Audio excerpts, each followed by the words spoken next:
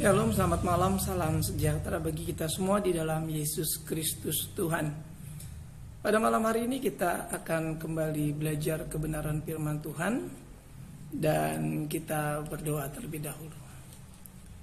Kami bersyukur ya Bapa Surgawi buat kesempatan yang Kau anugerahkan untuk kami berada dalam persekutuan dengan firman Tuhan di ibadah Rabu malam ini ya Tuhan. Kami percaya bahwa di kesempatan malam hari ini kami masih diberikan waktu kelegaan oleh Tuhan untuk belajar kembali kebenaran firman-Mu.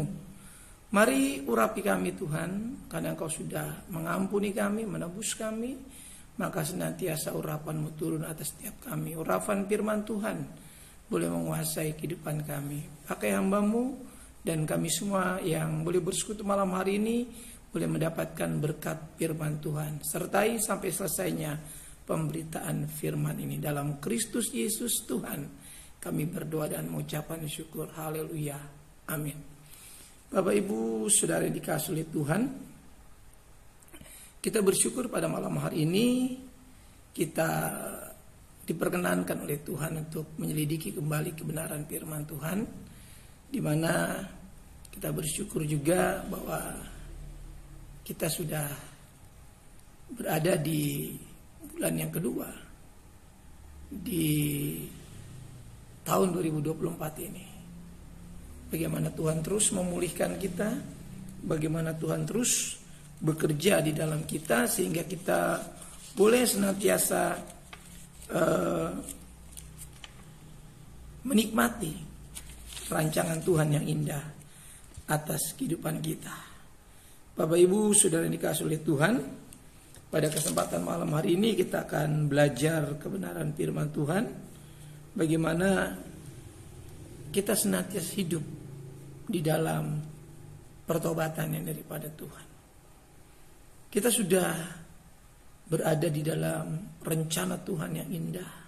Kita sudah dipanggil, dipilih, ditetapkan untuk menjadi percaya. Dari latar belakang kehidupan kita sebelumnya, di mana kita hidup di dalam dosa, Tuhan panggil kita, Tuhan bawa kita di dalam tujuan-tujuannya. Dan saya percaya Tuhan mau setiap kita untuk menjadi sempurna, sama seperti Bapa di surga sempurna. Ini harus terus kita upayakan, ini harus terus kita doakan. Supaya apa? Supaya kesempurnaan yang dikerjakan oleh Roh Kudus dalam diri kita lewat kebenaran firman Tuhan terus semakin kita tingkatkan sampai rupa Kristus nyata. Nah, kehidupan yang bertobat ini harus diisi dengan sikap hidup dan tindakan hidup, ya. Bukan cuma sikap hidup, namun dengan tindakan hidup. Kita melihat dalam satu contoh ada 3 langkah ya setelah kita bertobat. Kita nggak cukup hanya bertobat, namun kita terus menindaklanjuti ya dari sikap hidup yang bertobat kepada tindakan hidup yang bertobat. Ya, ini penting untuk kita pahami, karena kalau tidak kita hanya berhenti pada kata bertobat. Padahal ada langkah-langkah yang harus diambil seseorang dari sikap hidup, ya, menjadi tindakan hidup, yaitu hidup yang bertindak di dalam kehendak Tuhan.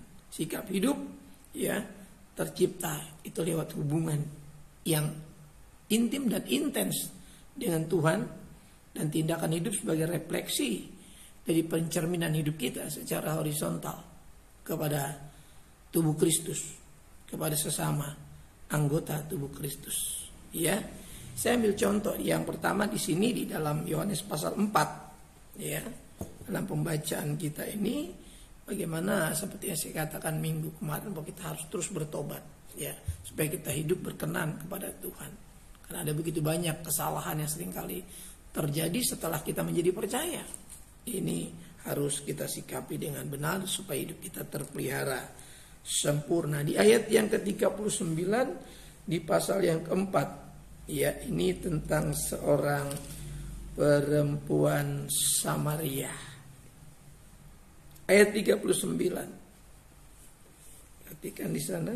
Dan banyak orang Samaria dari kota itu telah menjadi percaya kepadanya karena perkataan perempuan itu yang bersaksi, ia mengatakan kepadaku segala sesuatu yang telah kuperbuat. Saya pernah menyampaikan beberapa waktu yang lalu tentang percakapan Yesus dengan seorang perempuan Samaria pada siang hari di sumur Yakub. Namun kita ambil ayat 39 ini, bagaimana setelah perempuan ini yang dikatakan sudah hidup di dalam dosa, di mana kehidupan pernikahannya itu bermasalah dan Tuhan tahu, dan Tuhan Yesus menyelamatkan dia. Karena Yesus tahu persis rekam jejak kehidupannya. Dan dia katakan apa tadi? Ya, yang bersaksi, ia mengatakan kepadaku segala sesuatu yang telah kuperbuat. Bahkan apa yang diperbuat perempuan ini, yang dia sendiri rasa bahwa Yesus nggak mungkin tahu, tapi ternyata Yesus tahu tentang kehidupannya. Namun yang menjadi menarik di sini adalah di ayat 39 ini, dan banyak orang Samaria dari kota itu telah menjadi percaya kepada Yesus karena perkataan perempuan itu. Ya, seorang yang telah bertobat. Ya. Perempuan ini dia tidak merasa hanya cukup dirinya sudah diselamatkan. Tadi saya katakan judul kita adalah langkah setelah bertobat. Di sini ada 3 langkah setelah seseorang bertobat. Saya ambil contoh yang pertama ini, perempuan Samaria yang kehidupan pernikahannya bermasalah dan diketahui oleh Tuhan Yesus. Dan dia percaya dan dia beroleh air kehidupan, yaitu Yesus Kristus, yang dia sendiri bercakap-cakap langsung, berhadapan muka dengan muka. Ya, dikatakan apa?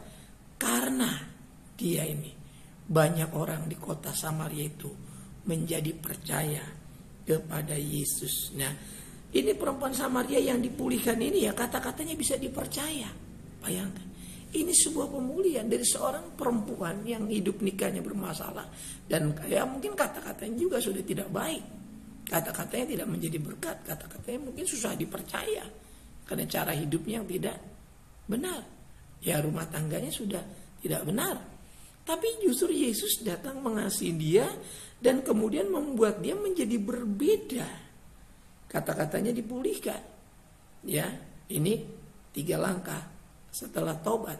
Langkah yang pertama dari perempuan ini, yaitu dia bersaksi. Ya, kata-katanya menyelamatkan orang lain. Yang dia ceritakan pasti apa yang dia terima dari Yesus. Kata-kata yang dia dengar dari dia mengubahkan kehidupannya, statusnya, dan juga mengubah tutur katanya. Itu bisa membuat orang diyakinkan bahwa Yesus Kristus adalah Tuhan, Mesias, dan Juru Selamat. Dia seorang Samaria. Dan Kristus datang hanya untuk, ya perhatikan, pertama itu hanya untuk domba-domba Israel yang terhilang. Perhatikan. Tapi perempuan ini pun pantas diselamatkan oleh Yesus. Dipandang layak. Ya. Berbeda dengan ahli-ahli Taurat yang mereka beranggapan bahwa diri mereka tidak pantas untuk diselamatkan, sehingga mereka tidak memberi diri untuk percaya. Ya. Dan tidak memberi diri untuk dibaptis, ya, oleh Yohanes Pembaptis. Ya. Dan kemudian juga ketika waktu terus berlalu, ya orang-orang Yahudi banyak yang percaya kepada rasul-rasul dan dibaptis di dalam nama Yesus. Ya. Ada juga yang setelah dibaptis oleh Yohanes, dibaptis oleh rasul-rasul. Ya. Itu baptisan di dalam nama Yesus. Jadi ini soal percaya. Ya, soal percaya. Setiap orang Tuhan bisa pulihkan. Nah, setelah dipulihkan, perempuan ini menjadi saksi. Menjadi saksi karena dia mengalami langsung. Ya, dia ada di situasi keselamatan itu. Sehingga dia bisa bercerita tentang keselamatan. Karena dia sudah merasa diselamatkan. Dia sudah menikmati keselamatan. Bukan cuma merasa, tapi dia sungguh-sungguh tinggal dan menikmati keselamatan. Sehingga dia berani saksikan bahwa dia melihat sendiri. Dia mendengar sendiri perkataan itu. Dan banyak orang Samaria dari kota itu telah menjadi percaya kepadanya, pada Yesus. Karena perkataan perempuan itu yang bersaksi. Yang mengatakan kepada segala sesuatu yang telah kuperbuat. Dia percaya. bahwa Yesus adalah Tuhan. Karena Yesus tahu seluruhnya keberadaan hidupnya. Yang orang lain mungkin gak tahu semua. Tapi Yesus tahu semua. Ini langkah yang pertama. Langkah yang kedua kita lihat dalam Injil Lukas. Ya. Lukas, betapa pentingnya pertobatan dilanjutkan dengan tindakan-tindakan pertobatan. Ya, perbuatan-perbuatan di dalam pertobatan. Yang saya sebut tadi dengan tindakan hidup. Bukan cuma sikap hidup, tapi bertindak di dalam hidup yang kekal yang diberikan Yesus. Karena hidup kekal adalah pengenalan. Ya, kata Yohanes. Nah, perempuan ini tadinya tidak kenal. Ya, siapa yang dapat memberi air hidup? Ya, dikatakan kau tidak punya timba. Bagaimana kau dapat mengambil air itu? Dia tidak tahu Yesus adalah air yang dimaksud. Bahwa Yesus tidak sedang berbicara air secara biasa, ya, tapi dia sedang berbicara air yang memberikan kehidupan, yaitu dirinya sendiri. Ya, perkataannya perkataan hidup yang kekal, yaitu perkataan Yesus Tuhan kita. Di pasal 19 Injil Lukas ayat yang ke-8.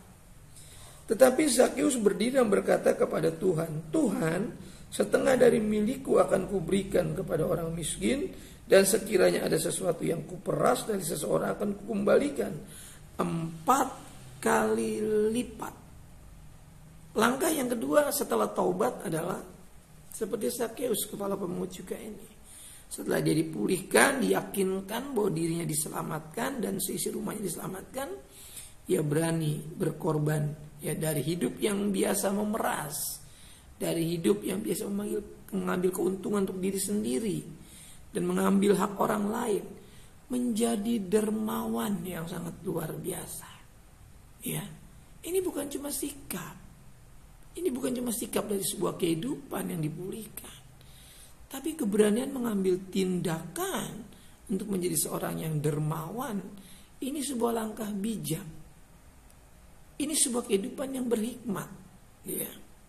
Karena dia tahu, dia takut akan Tuhan, dan menjadi orang yang sangat luar biasa. Perhatikan, keberanian ini tidak muncul dengan sendirinya. Sebelum seseorang dipulihkan, seseorang tidak akan berani berkorban bagi orang lain, ya, bagi orang lain. Ini tentu didorong dari pengorbanan kepada Tuhan. Ketika seseorang percaya korban Kristus, percaya kepada Yesus, khususnya kita yang sudah berada di zaman ini, di mana Kristus sudah mati bagi semua orang 2000 tahun yang lalu. Kita sedang menikmati kuasa itu. Maka kita bukan cuma dipanggil untuk bersaksi, tapi juga kita dipanggil untuk menjadi berkat. Ini langkah kedua setelah taubat. Sudahkah kita mengambil langkah seperti ini? Mulailah berbuat yang baik dari hal-hal yang kecil. Mulailah berani berkorban dari hal-hal yang kecil. Kita jangan terlalu sering, ya, berangan-angan untuk lakukan hal yang besar kalau yang kecil saja kita tidak bisa lakukan. Jangan. Mulailah belajar, itu yang benar. Mulailah belajar dari hal-hal yang kecil dalam hal berkorban. Nanti kita bisa melakukan hal-hal yang besar di dalam Tuhan. Ya. Di dalam Tuhan pun kita harus mulai dari hal-hal yang kecil. Kita jangan menyepelekan hal yang kecil. Baru kita akan bisa melakukan hal-hal yang besar. Seringkali kita gagal karena kita berharap untuk bisa lakukan yang besar.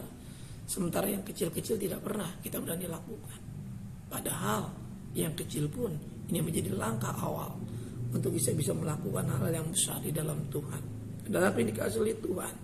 Nah, untuk menjadi pelaku firman Tuhan, ya, perlu sebuah keberanian, ya, untuk menjadi pelaku-pelaku dari apa yang Tuhan mau dari kebenaran itu. Perlu keberanian khusus. Gagalnya seseorang melakukan langkah yang kedua ini karena tidak cukup keberanian untuk mempercayai apa yang dikatakan Tuhan Yesus, ya, bahwa kita sudah diselamatkan. Hidup dalam keselamatan adalah hidup yang juga dapat berdampak, yang adalah juga hidup yang dapat memberikan kesan, ya, memberikan pesan dan memberikan sesuatu yang dapat dirasakan. Ini kehidupan yang dipulihkan Tuhan. Bapak Ibu, saudara yang dikasih oleh Tuhan, cara-cara hidup yang lama yang seperti dilakukan Zakheus harus ditinggalkan. Kebiasaan-kebiasaan yang buruk, ya, suka atau tidak suka, kita harus melepaskannya. Nanti kita akan menyukai hal yang baik, hal yang benar, hal yang menyenangkan banyak orang. Terlebih menyenangkan hati Tuhan. Ketika kita bisa menyenangkan orang lain, ingat, Tuhan disenangkan. Tuhan tidak terlihat, namun Tuhan dapat dirasakan. Ketika kita bisa melakukan hal yang baik, hal yang benar, kita bisa memberikan hidup kita kepada Tuhan, dan kita juga bisa berbagi bagi tubuh Kristus, bagi sesama kita, bagi banyak orang. Ya, kita nggak cukup hanya dengan bersaksi Tuhan Yesus baik, seperti di langkah pertama tadi bersaksi, ya karena dia sendiri mengalami. Tapi tidak cukup langkah tobat hanya dengan bersaksi, tindakan tobat tidak cukup hanya dengan bersaksi. Tapi kita berani bayar harga, ya kita berani lakukan kompensasi, seperti apa ini lakukan oleh Zakheus. Zakheus sama seperti saya dan saudara. Tapi Zakheus telah belajar berani percaya. Perhatikan di sini, dan kehidupannya dicatat ya di dalam Injil. Siapa Zakheus? Dia orang yang dipandang sebelah mata. Dia seorang yang tidak dianggap penting karena kehidupannya yang jahat, memeras, mengambil hak orang lain, mengambil lebih. Itu kebiasaan pemungut cukai, memungut lebih. Itu tidak boleh. Tapi Zakheus telah diubahkan Tuhan. Maka tuntutan hidup yang ada dalam diri Zakheus adalah tidak ada lain selain melakukan yang baik dan menyenangkan banyak orang. Sebelumnya Zakheus banyak menyusahkan orang. Yang terakhir, ya, jadi langkah yang pertama adalah menjadi saksi Tuhan. Perhatikan dalam kisah tadi, di pertama tadi, Yesus Kristus ditahan ya di kota itu berapa hari. Semakin banyak orang yang bertobat. Memang berbeda dengan terjadinya pelepasan oleh orang gila yang ada di kuburan. Ya, yang dimana setan itu karena begitu banyaknya sehingga dia diberi nama Legion. Dan orang-orang di kota itu kemudian mengusir Yesus, bukan menahan. Beda dengan peristiwa perempuan Samaria ini. Ketika Yesus ditahan beberapa hari untuk bermalam di sana, makin banyak orang yang diselamatkan lewat kesaksian ini juga, lewat pelayanan Kristus. Tapi ketika di daerah Gerasa itu, ya, Yesus diusir karena pengusaha babi sana merasa dirugikan, dan tidak banyak orang diselamatkan. Hanya orang gila itu yang dipulihkan. Karena Yesus cepat diusir dari kota itu, dari kampung itu keluar, karena mereka merasa rugi, karena ada orang gila yang sembuh, tapi perusahaan peternakan mereka mengalami kerugian. Seringkali manusia seperti itu. Namun berbeda, saudaraku. Dalam peristiwa Zakheus, seisi keluarganya menerima Yesus dan diberkati, dan hidupnya juga bisa menjadi berkat.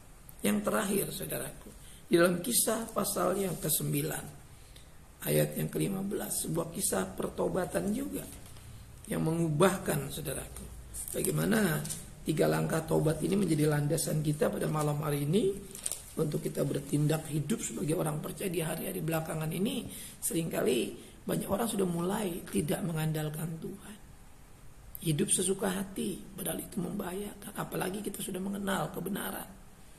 Ketika seseorang sudah mengenal kebenaran dan tidak hidup dalam kebenaran, ya tentu ini beresiko. Selalu saya katakan, setelah kita mengecap kasih karunia, hidup dalam kebenaran, lalu kita kembali berbuat dosa, mahal, saudaraku, harganya. Mahal, harga yang harus kita bayar. Kita harus membayar mahal setiap perbuatan kita di mana kita sudah diselamatkan. Ya, bukan tidak bisa, tapi kita membayar mahal karena kita sudah tahu kebenaran. Kita tidak hidup dalam kebenaran, bahkan kita berbuat dosa setelah kita mengerti kebenaran. Setelah kita mengecap kasih karunia Roh Kudus, kita menganggap najis darah perjanjian Tuhan. Di hari-hari belakangan ini, ya, terlebih masa COVID-19 ini sudah selesai, banyak orang masih terpuruk dalam kemalasan untuk hidup dalam keselamatan. Padahal keselamatan itu penting. Kenikmatan dunia hanya menjebak manusia yang kemudian akan tenggelam dalam penderitaan yang panjang. Saya berharap kita semua mengerti hal ini. Kenapa? Karena Tuhan mengasihi, dan saya mengasihi saudara dan mengasihi kita semua. Di ayat yang ke-15 di pasal yang ke-9, Kisah Para Rasul sebagai ayat yang terakhir, ya.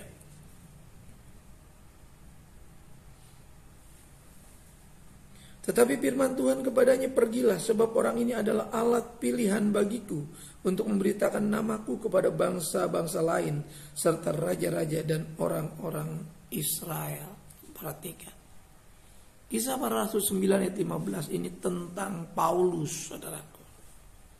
Dari penganiaya jemaat ya, menjadi pemberita nama Yesus yang sangat militan, saudaraku. Sifatnya yang koleris, ya. Sifatnya ini koleris dia, orangnya keras, ya. Ini juga yang membuat dia menjadi sangat tegas dalam memberitakan Injil. Dan dia tidak ragu-ragu menegur, mengingatkan, dan mengembalikan orang-orang percaya.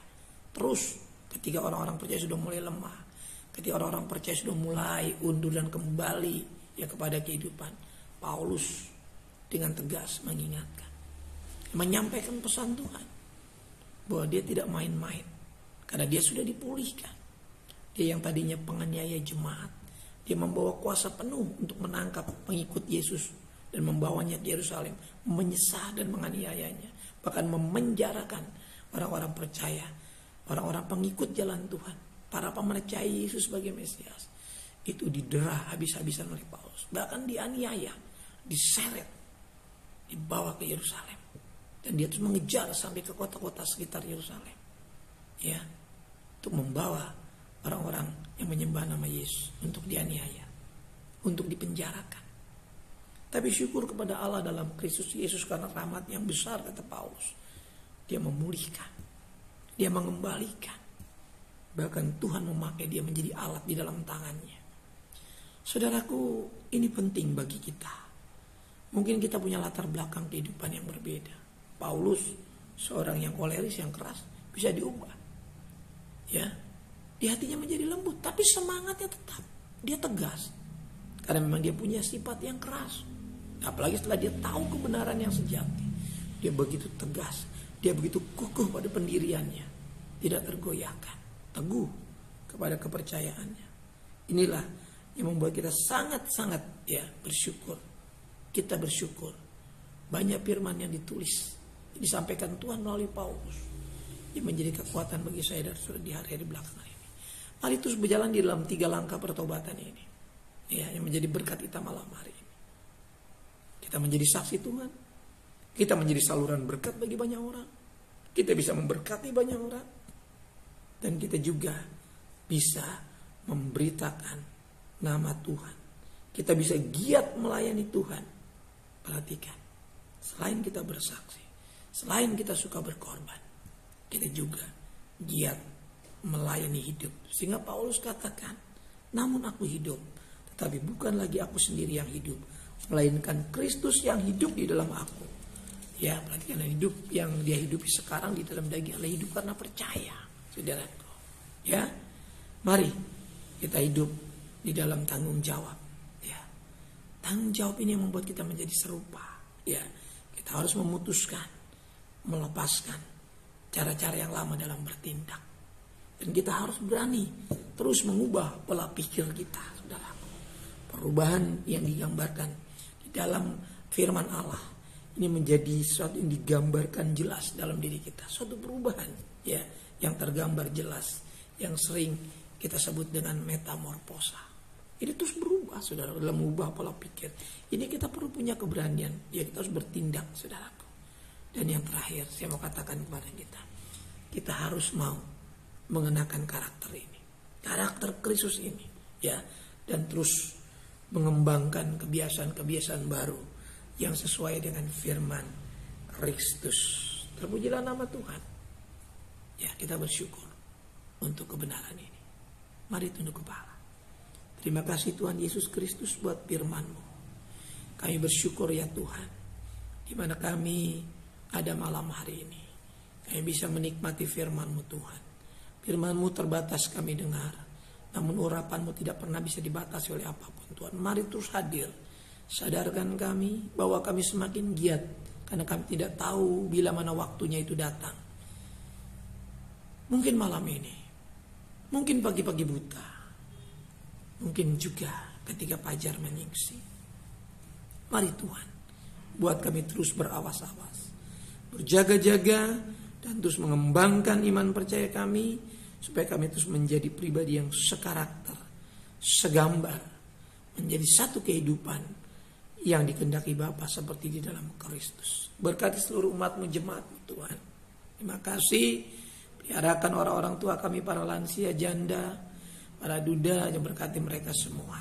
Para suami istri berkati dengan kesehatan, kerukunan, karma, umur panjang, sampai lanjut usia dapat menikmati berkat Tuhan dalam keluarga. Melihat anak, menantu, cucu semua diberkati Tuhan.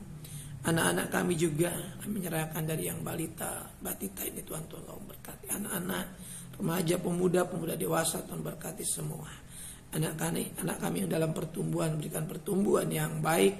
Juga dalam pendidikan, berikan pendidikan yang terbaik, beri hikmat, kemampuan, kecerdasan dari tingkat dasar sampai perguruan tinggi. Manakala mereka sudah menyelesaikan akhirnya nanti, mereka juga boleh menjadi sarjana-sarjana yang baik, yang dapat bekerja dengan baik, mengembangkan talenta yang Tuhan berikan, mengembangkan kemampuan yang mereka sudah timba dari ilmu pengetahuan yang mereka pelajari. Mereka bisa mengamalkannya bagi banyak orang. Terima kasih Tuhan. Memberkati anak-anak kami, pemuda remaja yang belum mendapatkan pekerjaan. Berikan mereka pekerjaan Tuhan pada tahun ini. Beri mereka sungguh-sungguh setia dan percaya untuk menantikan jawaban di dalam kesetiaan kepada Tuhan. Dalam menantikan jawaban doa dari pekerjaan yang mereka rindukan, mereka boleh menantikannya dengan setia beribadah, setia membaca firman Tuhan, setia berdoa dan melakukan kehendak Tuhan. Kami percaya Tuhan disenangkan, hidup mereka juga dibuat menjadi bersukacita.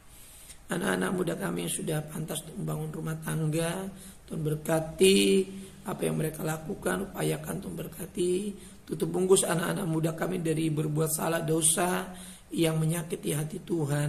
Itu dijauhkan, yang membuat mereka tenggelam dalam berbagai-bagai kesulitan. Jauhkan itu ya Tuhan, supaya anak-anak muda kami hidup kudus, hidup benar.